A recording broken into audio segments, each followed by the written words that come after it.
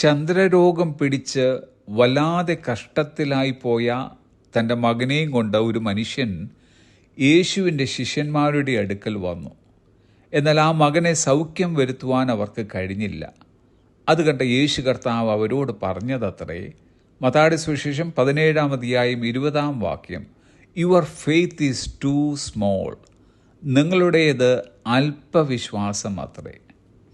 അല്പവിശ്വാസം എന്ന് വെച്ചാൽ ദൈവത്തിൻ്റെ ശക്തിയിലോ വാഗ്ദാനങ്ങളിലോ അവൻ്റെ സാന്നിധ്യത്തിലോ പൂർണ്ണമായി വിശ്വസിക്കുന്നില്ല എന്നാണ് അർത്ഥമാക്കുന്നത്. ഭയം, സംശയം അല്ലെങ്കിൽ ഇടുങ്ങിയ കാഴ്ചപ്പാട് എന്നിവ കാരണം ദൈവത്തിന് ചെയ്യാൻ കഴിയുന്ന കാര്യങ്ങൾ അവർ പരിമിതപ്പെടുത്തുന്നുണ്ടാകാമെന്ന് ഇത് സൂചിപ്പിക്കുന്നു. മറ്റൊരിക്കൽ യേശുവും ശിഷ്യന്മാരും പടകിൽ യാത്ര ചെയ്യുമ്പോൾ കടലിൽ വലിയ ഓളമുണ്ടായിട്ട് പടക് മുങ്ങുമാറായി. ഉറങ്ങിക്കിടന്നിരുന്ന യേശുവിനെ അവർ എഴുന്നേൽപ്പിച്ച്, കർത്താവേ, രക്ഷിക്കണമേ, ഞങ്ങൾ നശിച്ചു പോകുന്നു എന്ന് പറഞ്ഞു. അന്നേരം യേശു കർത്താവ് പറഞ്ഞതത്രേ, മത്തായിയുടെ സുവിശേഷം 8-ാം അധ്യായം 26-ാം വാക്യം, you of little faith, why are you so afraid? അല്പവിശ്വാസികളെ, നിങ്ങൾ ഭീരുക്കളാകുവാൻ എന്ത്? യേശു കർത്താവ് കൂടെ ഉണ്ടായിട്ടും അവർ നശിച്ചു പോകുമോ എന്ന് ഭയപ്പെട്ടു. പലപ്പോഴും നാമും ഇങ്ങനെയൊക്കെ പ്രശ്നങ്ങളുടെയും പ്രതിസന്ധിയുടെയും നടുവിൽ ഭീരുക്കളാകാറുണ്ട്. കർത്താവിൻ്റെ ശക്തിയെയും അവൻ തന്ന വാഗ്ദാനങ്ങളെയും നാം സംശയിക്കാറുമുണ്ട്.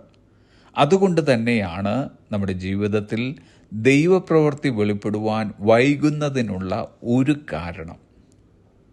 നമ്മിലുള്ള അല്പവിശ്വാസത്തെ മാറ്റി ആ സ്ഥാനത്ത് നിറഞ്ഞ വിശ്വാസത്തെ കൊണ്ടുവരണം.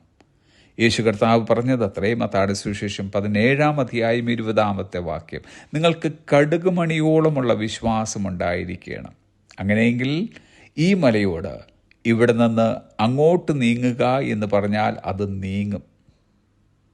Small faith, big impact.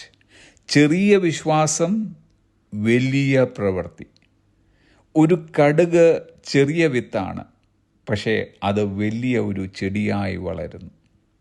യഥാർത്ഥ വിശ്വാസത്തിൻ്റെ ഒരു ചെറിയ അളവിന് പോലും അസാധാരണങ്ങളായ ഫലങ്ങൾ ഉണ്ടാകുമെന്ന് കർത്താവ് പറയുന്നു.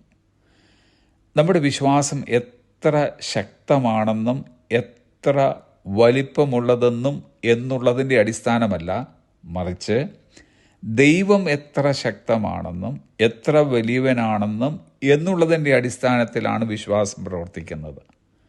നാം ആരെ വിശ്വസിക്കുന്നു എന്നതിൽ നിന്നാണ് വിശ്വാസത്തിൻ്റെ ശക്തി എത്രമാത്രം ഉണ്ടെന്നുള്ളത് തെളിയുന്നത്.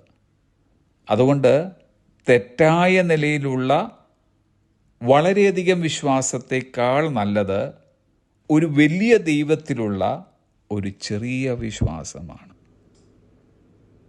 Have a pleasant day.